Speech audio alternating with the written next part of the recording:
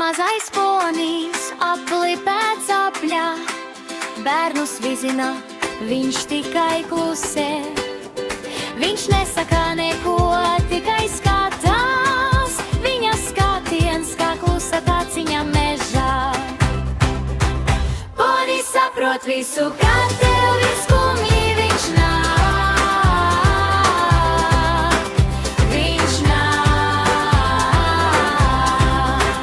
Ponis saprot visu, kā tev ir skumji, viņš nāk.